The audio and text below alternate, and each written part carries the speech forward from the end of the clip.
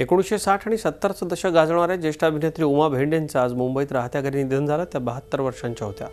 आकाशगंगा या सिनेमातून त्यांनी 60च्या दशकात मराठी सिनेसृष्टीत पदार्पण केलं। त्यानंतर काही मोजक्या पण प्रेक्षकांच्या कायम स्मरणात राहिलेल्या चित्रपटातून त्यांनी आपली अभिनयाची वेगळी छाप उमटवली। भालू हा त्यांचा सर्वाधिक गाजलेला सिनेमा।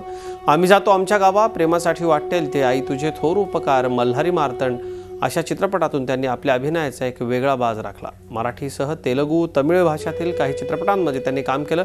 गेल्या 8-10 दिवसांपासून त्यांना हृदयविकाराचा त्रास जाणवत होता। गेल्याच आठवड्यात त्यांना उपचारासाठी हॉस्पिटलमध्ये दाखल करण्यात आलं। मात्र अखेर आज या हरहुन्नरी अभिनेत्रीनं अखेरचा श्वास घेतला।